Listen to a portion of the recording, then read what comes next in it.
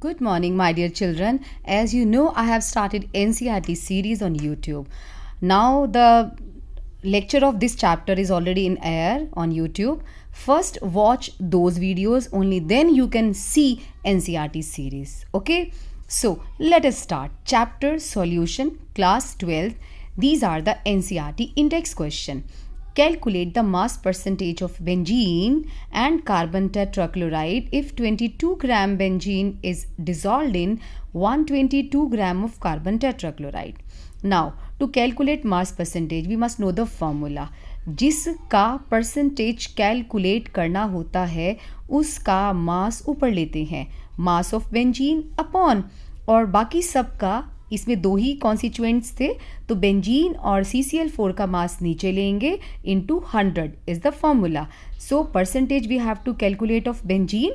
So 22 gram will be here and 22 and 122. This is the total mass of solution we have to take in the denominator into 100. Answer आ गया आपका. Okay, calculate the mole fraction of benzene in solution containing 30% by mass in carbon tetrachloride. What is the meaning of this question? Question का meaning है कि benzene का mole fraction you have to calculate और इसी का solution है जिसमें 30% benzene है और 70% कार्बन टेट्राक्लोराइड है. मीन्स हम वेट ऑफ बेंजीन ले लेते हैं 30 ग्राम और कार्बन टेट्राक्लोराइड का मास ले लेते हैं 70 ग्राम. तो जिस का मोल फ्रैक्शन कैलकुलेट करना होता है उसके नंबर ऑफ मोल्स ऊपर रखते हैं, यानी कि न्यूमरेटर में और डिनोमिनेटर में दोनों के नंबर ऑफ मोल्स ले लेंगे. Right. So number of moles of benzene क्या होता है? We all know number of moles का फॉर्मूला होता है given mass upon molar mass. तो बेंजीन के मोल्स कितने हैं? बेंजीन का मास है 30 ग्राम, इसको रखेंगे यहाँ पे, और बेंजीन का मोलर मास होता है, फॉर्मूला है C6H6.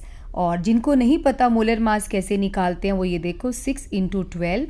6 कार्बन है, each carbon is having molar mass 12 plus 6 hydrogen है, each is having 1. So it will come out to be 78. Right. तो इसका 78 मोलर मास है. तो बेंजीन का given mass upon molar mass, इसके नंबर ऑफ मोल्स हो गए. अब नीचे किसके नंबर ऑफ मोल्स रखने हैं? बेंजीन के और CCl4 के. CCl4 ये रहा, इसका मास कितना है? 70 ग्राम. 70 अपॉन 154 कैसे कैलकुलेट किया? यू नो कार्बन टेट्राक्लोराइड में कार्बन का मोलर मास 12 होता है, क्लोरीन का 35.5 होता है. तो हमने क्या किया? 2 क्लोरीन का 71, 2 क्लोरीन का 71, 154 कैलकुलेट हो गया. वो यहाँ रख दो, बस इसको आप सॉल्व कर लो. ओके. नेक्स्ट क्वेश्चन है हमारा, calculate the molarity of each of the following solution. 30 gram cobalt nitrate .6H2O in 4.3 litre of solution. Right. किसी भी न्यूमेरिकल को सॉल्व करने के लिए पहले उसका फॉर्मूला लगा दो. ये रहा फॉर्मूला. सॉल्यूट का गिवन मास अपॉन मोलर मास. अगर यहाँ पे आपका जो वॉल्यूम है लीटर में दिया हुआ है तो हमने 1 लिखा. अगर यही वॉल्यूम मिलीलीटर में होता तो ऊपर हम 1000 लगा देते. Right. So it is already given in litres. Given mass कितना है? 30. मोलर मास कितना है? कैलकुलेट करना पड़ेगा. हाउ? कोबाल्ट का 58 होता है, नाइट्रोजन का 14, ऑक्सीजन का 16 और वाटर का 18. इन सबको ऐड कर दो, मोलर मास आ जाएगा 291. बस फॉर्मूला अप्लाई करो और आपका मोलैरिटी निकल आएगी. ओके. सेकेंड पार्ट देखो इसका. 30 ml 0.5 molar H2SO4 diluted to 500 ml. 1 molarity is given, second molarity is asked. In such kind of question where one type of molarity is given and another is asked, the formula used is M1V1 equal to M2V2. So 0.5 पहले वाले की molarity है और volume है 30 ml. M2 हमें calculate करना है और वॉल्यूम सेकेंड वाला दे रखा है 500, तो हम मोलैरिटी निकाल लेंगे. Next question, calculate the mass of urea required in making 2.5 kilogram of 0.25 molal aqueous solution. Right. इनमें इन्होंने इतना घुमा के दिया हुआ, मैं आपको सिंपल तरीका बताती हूँ. देखो, हमें W निकालना है, मोलल इज गिवन ना, तो मोलालिटी का फॉर्मूला लगा लो पहले. इट विल बी छोटा W अपॉन बड़ा M इंटू 1000 अपॉन बड़ा W. छोटा W होता है अमाउंट जो कि हमें कैलकुलेट करना है, और मोलर मास क्या है NH2CO का, ये हम कैलकुलेट कर लेंगे। नाइट्रोजन का कितना होता है 14, 2 नाइट्रोजन है, 4 हाइड्रोजन है, 1 होता है इनका, और कार्बन का 12 होता है, इसका 16 होता है। कैलकुलेट कर लो, वो यहाँ आ जाएगा 1000 अपॉन बड़ा W। अब बड़ा W कितना है 2.5 किलोग्राम, बट ये तो सॉल्यूशन है। फॉर्मूले में यहाँ पर हम वेट ऑफ सॉल्वेंट लिखते हैं, तो बड़ा W पता है क्या हो जाएगा, बड़ा W is equal to 2500 gram solution का मास है, और माइनस सॉल्यूट का कितना है W।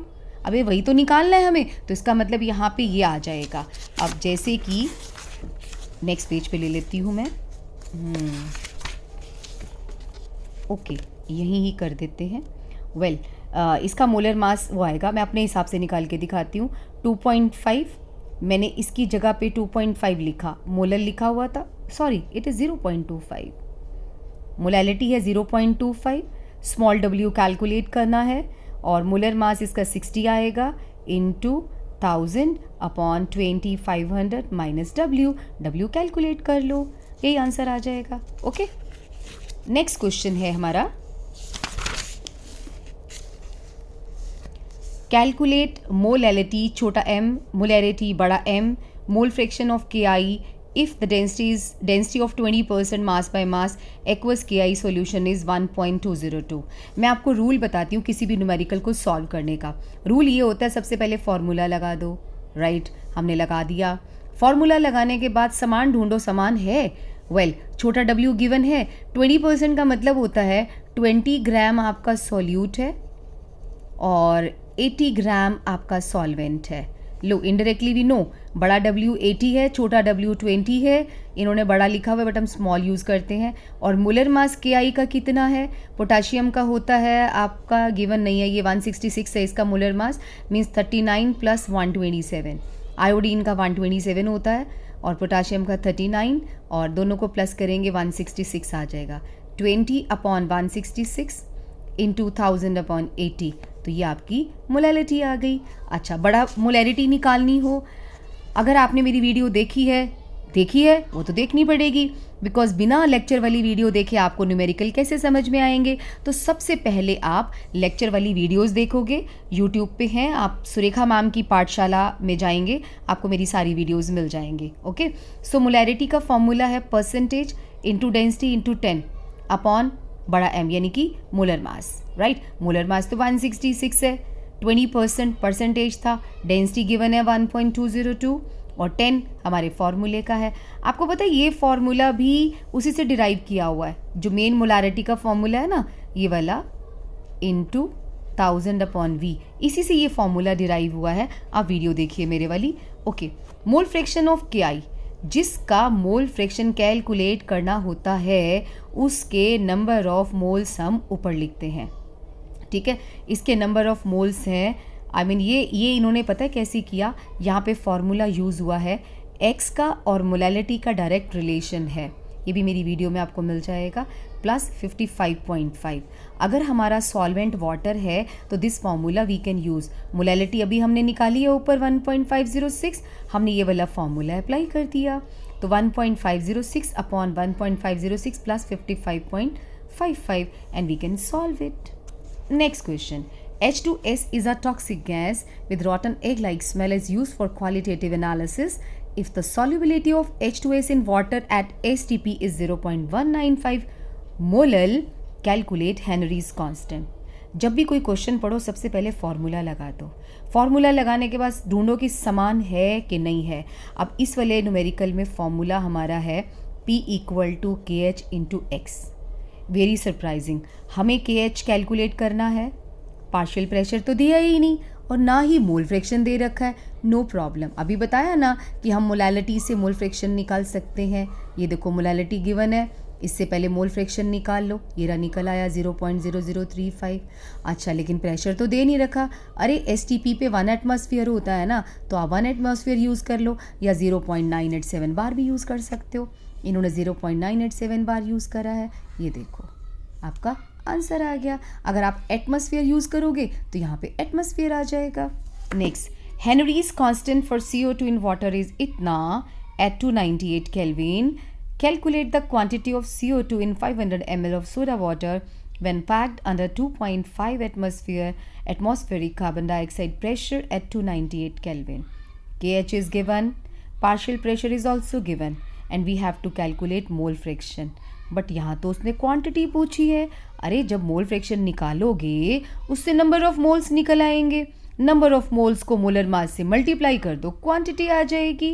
How? See, KH is given, partial pressure is given. ये पास्कल में था KH की वैल्यू, हमने इसको भी पास्कल में बदल दिया. आपको पता है 1 एटमॉस्फेयर 101,325 पास्कल के इक्वल होता है. रफली कभी कभी हम इसको ना याद रहे तो 10 की पावर 5 पास्कल भी ले लेते हैं. ले सकते हो, जो याद रह जाए आपको. नेक्स्ट है KH is given, this was given. आप मोल फ्रैक्शन निकाल लो. लो, मोल फ्रैक्शन आ गया.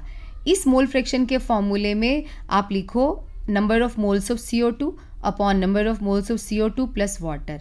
हमें क्या कैलकुलेट करना है? Number of moles of CO2 calculate करना है. तो यहाँ हमने क्या किया? इसको इग्नोर कर दिया.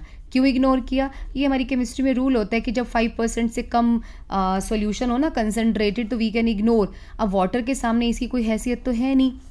ओके, तो ये तो हमने ऊपर से कैलकुलेट किया, ये हमें करना है. तो वाटर के नंबर ऑफ मोल्स कहाँ हैं? स्टेटमेंट को ध्यान से पढ़ो. उसने बोला 500 ml, यानी कि 500 ml 500 ग्राम के इक्वल होता है.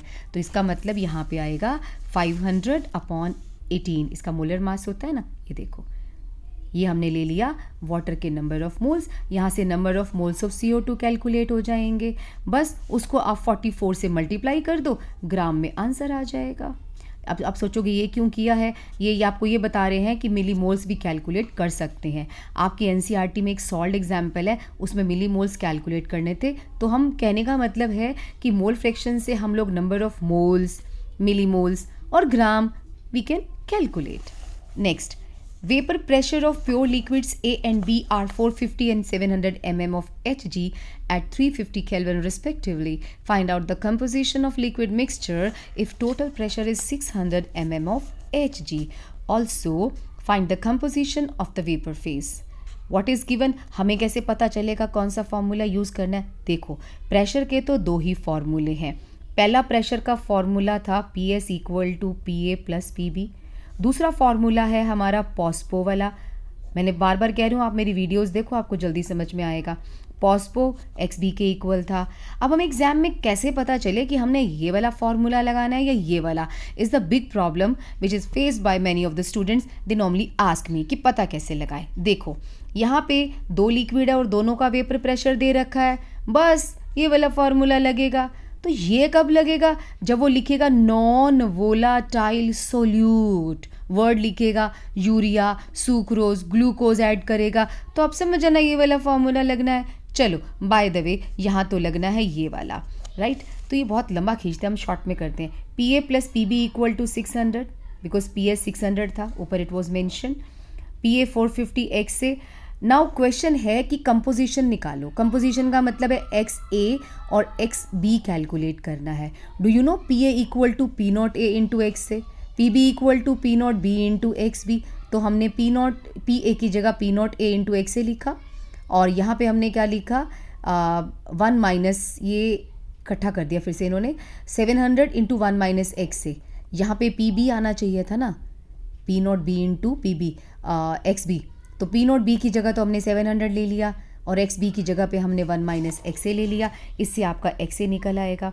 XA निकल आएगा तो XB निकालने के लिए 1 माइनस 0.4 कर देना, तो ये भी निकल आएगा, राइट. कंपोजिशन तो हमने फाइंड कर ली. अब अगला क्वेश्चन है composition of the vapour face. Vapour face का फॉर्मूला होता है, देखो, मोल फ्रैक्शन अगर लिक्विड में हो तो उसको हम X से रिप्रेजेंट करते हैं. यही मोल फ्रैक्शन अगर वेपर में निकालना हो, ये मान लो लिक्विड है, इसमें निकालना हो मोल फ्रैक्शन तो X, ऊपर निकालना हो तो Y. तो Y का फॉर्मूला है PA अपॉन PS. ये PA प्लस PB PS ही तो है. अच्छा, PA किसके इक्वल होता है? P0 A इंटू X से. इसकी जगह P0 A इंटू X से लगा दो, नीचे PS जो 600 था वो आप लगा सकते हो. तो ये आपका आंसर आ जाएगा. दूसरे का भी निकालने की ज़रूरत नहीं है, 1 में से माइनस कर देना. नेक्स्ट क्वेश्चन है हमारा, vapour pressure of pure water at 298 Kelvin is 23.8 mmHg. 50 gram urea is dissolve in 850 gram of water, calculate the vapour pressure of water for this solution and relative lowering. देखो यहाँ पे urea नाम लिखा हुआ है तो फॉर्मूला पॉस्पो वाला लगेगा। पॉस्पो का क्या मतलब होता है? पो यानी कि सॉल्वेंट का, पीएस यानी कि सॉल्यूशन का, पो यानी कि फिर से सॉल्वेंट का, is equal to x p, right. So p naught क्या है हमारा यहाँ पे? Vapour pressure of pure water 23.8, यहाँ आएगा 23.8 माइनस कैलकुलेट करना है p s upon 23.8। X b नहीं गिवन है तो हमें कैलकुलेट करना पड़ेगा। एक्स बी कैसे कैलकुलेट करेंगे? ये वेट ऑफ सोल्यूट है, कितना है? 50 ग्राम यूरिया, 50 अपॉन 60, फिर 50 अपॉन 60 प्लस 850 ग्राम वाटर है, यहाँ आएगा 850 अपॉन 18, ये वाटर का है। ये देखो ये सारा सॉल्व किया और निकल आएगा आपका पी ए। यहाँ पे पी ए यहाँ हमारा मतलब पी एस से है, जो पॉस्पो का पी एस होता है ना वो हो जाएगा। अच्छा, relative lowering of vapour pressure क्या होता है? जो आपका मोल फ्रैक्शन आएगा वही तो relative lowering of vapour pressure होता है। इस पूरे को मीन्स एक्स बी को ही हम relative lowering of vapour pressure कहते हैं। नेक्स्ट है boiling point of water at 750। अच्छा, डिड यू नोटिस कि हमारे प्योर वाटर का जो था 23.8 था और सॉल्यूशन का आया 23.38, तो उसमें से इसको माइनस कर दो, ये लोअरिंग हो जाएगी और रिलेटिव लोअरिंग तो एक्स पी के इक्वल होती है। Well, boiling point of water at 750 mm Hg is 99.63 degrees C. How much sucrose is to be added to 500 gram of water such that it boils at 100 degrees C? देखो statement कितनी घबराहट देने वाली है, ऐसे लगता है हे भगवान क्या कैलकुलेट करना है।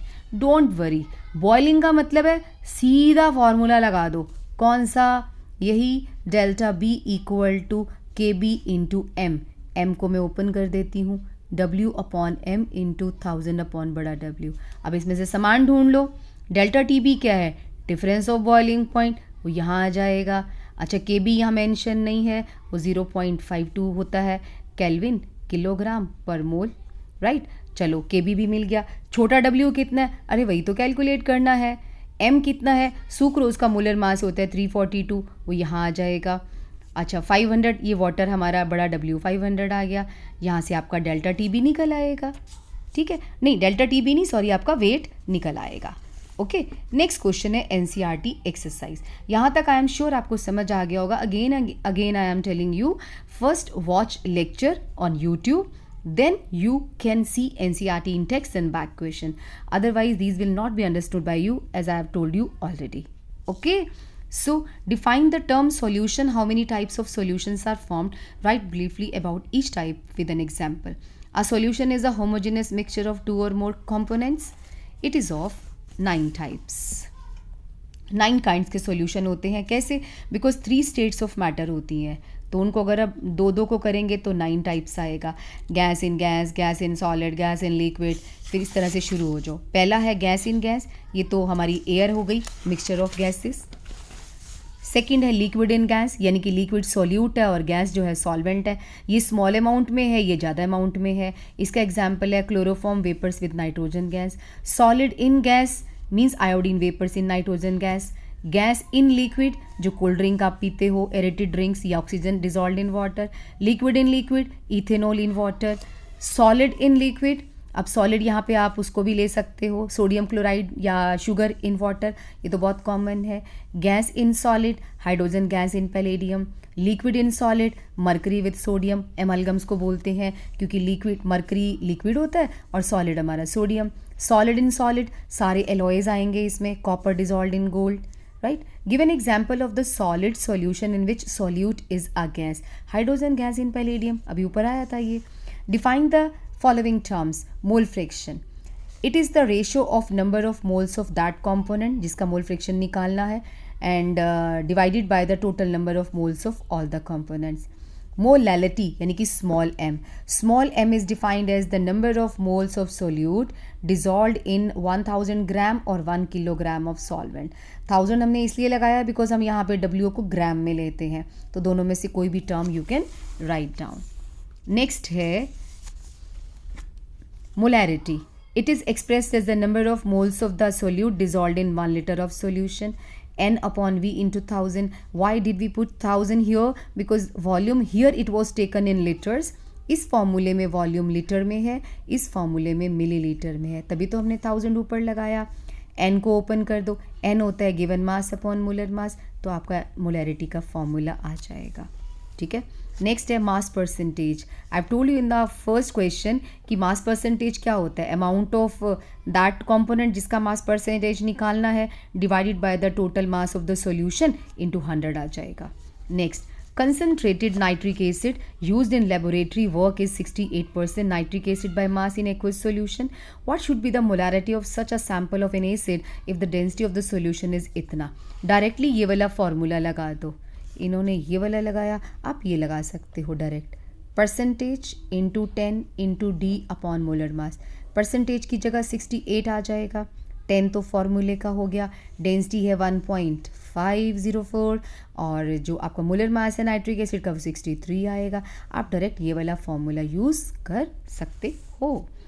A solution of glucose in water is labeled as 10% weight by weight. What would be the molality and mole fraction of each component in the solution? If the density is this और molality निकालो. This is my favorite question. Everything we have to calculate. First of all, छोटा m निकालना है. अब weight of the solute कितना है? 10% का meaning होता है 10 ग्राम हमारा ग्लूकोज है और 90 ग्राम हमारा वाटर है. तो 10 upon 180 because molar mass glucose का 180 होता है. 1000 अपॉन 90 आपकी मोलैलिटी आ जाएगी. ओके, मोल फ्रैक्शन निकालना है ना आपको, तो आप डायरेक्ट भी निकाल सकते हो. Molality right now you have calculated, so m upon m plus 55.55 ये वाला फॉर्मूला यूज़ कर लो, आपका मोल फ्रैक्शन आ जाएगा. अच्छा, मोलैरिटी कैसे निकालनी है? वही वाला फॉर्मूला ये जो मैंने ऊपर बताया है ना. परसेंटेज की जगह 10 आएगा, 10 इंटू डी की जगह 1.2, मोलर मास की जगह 63 आएगा. लो आपके 63 नहीं, सॉरी ग्लूकोज है ना, तो ये 180 आएगा. मुझे नाइट्रिक एसिड का ख्याल आ गया था. ओके, नेक्स्ट क्वेश्चन है. देखो इतना लेंदी गया हुआ है, मैं आपको कितने शॉर्टकट्स बताती हूँ ना, है ना. सी, नेक्स्ट है, how many ml of 0.1 molar HCl are required to react completely with 1 gram mixture of Na2CO3 and NaHCO3 containing equimolar amount of both. बाप रे बाप, पढ़ने के बाद ऐसे लगता है कि कुछ भी नहीं आता. बट सुनो, मैं आपको सिंपल लैंग्वेज में समझाती हूँ. Na2CO3 और NaHCO3 का 1 ग्राम मिक्सचर है. पता नहीं ये कितने ग्राम है, पता नहीं ये कितने ग्राम है, ऐसा उसने बोला है. लेकिन दोनों के नंबर ऑफ मोल्स इक्वल है, ये भी उसने गारंटी दी है. ओके, तो हमें कहता है कि इन दोनों का एक मिक्सचर है और मेरे पास 0.1 मोलर HCl का सॉल्यूशन रखा हुआ है. बताओ उसका मैं कितने ml इसमें डालूँ कि न्यूट्रल हो जाए? ये क्वेश्चन का मीनिंग है. अब आंसर क्या है? सबसे पहले तो ये पता लगाओ कि ये दोनों HCl के साथ रिएक्शन कैसे करते हैं. लो ऐसे करते हैं. Na2CO3 के 2 मोल चाहिए HCl के, इसको चाहिए 1 मोल. तो mixture of 1 mole Na2CO3 and 1 mole NaHCO3 react with 3 mole. Means in दोनों का मास निकालो कितना आता है. इसका मोलर मास 106 है, इसका 84 है, दोनों को मिला के हो गया 190. 190 ग्राम के मिक्सचर को 3 मोल HCl रिक्वायर हैं. यहाँ पे आ जाओ आप. तो 1 ग्राम मिक्सचर को कितना चाहिए होगा जो उसने पूछा है? 1 ग्राम मिक्सचर को चाहिए इतने मोल्स. ओके, अब हमको वॉल्यूम निकालना है, हम सीधा फॉर्मूला लगा देंगे. Molarity is equal to n upon v into 1000. Molarity की जगह आप यूज़ करोगे 0.1, इट वॉज गिवन ना, ये देखो. इसकी जगह 0.1 लिखोगे, n की जगह पे 3 अपॉन 190 लिखोगे और 1000 लिखोगे तो वॉल्यूम आपका मिलीलीटर में आ जाएगा. ओके, नेक्स्ट क्वेश्चन है. Our solution is obtained by mixing 300 gram of 25% solution and 400 gram of 40% solution by mass. Calculate the mass percentage of the resulting solution. Well, what is the meaning of question? ये मेरे पास beaker रखा है, मैंने एक solution उठाया, उसका 300 ग्राम इसके अंदर डाल दिया. एक और बीकर उठाया, उसमें से 400 उठा के इसके अंदर डाल दिया. मेरा सॉल्यूशन कितना हो गया टोटल? 700 ग्राम. अलो, सॉल्यूशन का मास तो हो गया भाई 700 ग्राम. आप कहते हैं इसकी परसेंटेज निकालो, तो सोल्यूट कितना है? कहता है जो 300 डाला है ना उसमें 25% सोल्यूट था और इसके अंदर 40% सोल्यूट था. तो कैलकुलेट करो, ये 160 आएगा और ये 75 आएगा. ये सोल्यूट का मास है. सोल्यूट का मास अपॉन सोल्यूशन का मास, ये देखो वही है 235 upon 700. into 100 and you will get the percentage. ठीक है, तो सॉल्वेंट कितना है, of course it will be subtracted from 100. Next, antifreeze solution is prepared from 2 to 2.6 gram of ethylene glycol. Formula is given and 200 gram of water. Calculate the molality of the solution. If density of solution is 1.072 gram per ml, then what shall be the molarity of the solution? Okay, density is given और सबसे पहले हमें क्या निकालना है, molality. Molality तो बहुत ही easy है, हमें ऊपर लिखना है क्या, मोलालिटी छोटा w upon m into 1000 upon बड़ा W. देखो कितनी सरप्राइजिंग बात है, सॉल्यूट का मास ज़्यादा है 222 और सॉल्वेंट का मास कम है, फिर भी हमने सॉल्वेंट इसको लिया, सॉल्यूट इसको लिया. आप जानते हो क्यों ऐसा किया हमने? जब दोनों को मिक्स करते हैं ना तो उनकी जो शक्ल होती है ना सॉल्यूशन की, वो वाटर से ज़्यादा मैच करती है, इसलिए 2 to 2.6 अपॉन 62 इंटू 1000 अपॉन 200 आपकी मोलैलिटी आ गई. आप कहते हैं कि वो निकालो आप मोलैरिटी. मोलैरिटी निकालने के लिए क्या करना पड़ेगा, फॉर्मूला लगाओ. ये छोटा w यानी कि 2 to 2.6 और इथाइलिन ग्लाइकोन का मोलर मास आता है 62 इंटू 1000 अपॉन, हमने डेंसिटी से और मास से हम लोगों ने वॉल्यूम निकाल लिया था. यहाँ पे क्या किया था हमने, ये देखो मास ऑफ द सॉल्यूशन इतना है और डेंसिटी गिवन थी, मास अपॉन डेंसिटी से हमने वॉल्यूम निकाल लिया था, उसे फॉर्मूले में हमने पुट कर दिया. नेक्स्ट क्वेश्चन है, a sample of drinking water was found to be severely contaminated with chloroform, suppose to be carcinogen. Carcinogen का मतलब होता है कैंसर होता है जिससे, और कंटामिनेटेड होता है प्रदूषित, यानी कि उसमें कंटामिनेशन हो गई. The level of contamination was 15 ppm by mass.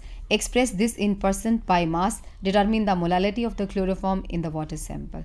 दो चीज़ें हमें निकालनी है, उससे पहले हमें न्यूमेरिकल समझ भी तो आना चाहिए. बोलता है पानी में ना 15 ppm ना क्लोरोफॉर्म पड़ गया. 15 ppm क्लोरोफॉर्म का मतलब है कि 15 ग्राम क्लोरोफॉर्म है और 10 to the power 6 gram solution का मास है. ठीक है, सो इसको करने की बजाय याद करो परसेंटेज का फॉर्मूला क्या होता है. जिसकी परसेंटेज निकालनी है उसका वेट ऊपर रखते हैं, सॉल्यूशन का वेट नीचे रखते हैं, इंटू 100 करेंगे तो ये परसेंटेज आ गई. राइट, चलो अब हमने निकालनी है मोलालिटी. मैं यहीं सॉल्व कर देती हूँ. मोलालिटी छोटा w upon m into 1000 upon बड़ा W. वेल, छोटा w कितना है, 15 ग्राम. मोलर मास कितना है क्लोरोफॉर्म का, ये देखो कैलकुलेट करा हुआ है यहाँ पे, इट इज़ 119.5 इंटू 1000. बड़ा W कितना है, बड़ा W होता है 10 की पावर 6 माइनस 15. बट इसमें से ये माइनस करो तो लगभग उतना ही तो बचेगा, तो सॉल्वेंट का मास भी उतना ही आएगा. बस आपका आंसर आ जाएगा. ओके, नेक्स्ट क्वेश्चन है, what role does the molecular interaction play in the solution of alcohol and water. देखो अल्कोहल और वाटर में H बॉन्ड डेवलप हो जाएंगे. आपको पता है कि वाटर में जो H बॉन्ड होता है वो स्ट्रॉन्ग होता है और जो अल्कोहल का वाटर के साथ H बॉन्ड होता है वो थोड़ा सा वीक होएगा. ठीक है, why do gases always tend to be less soluble in liquid as the temperature is raised.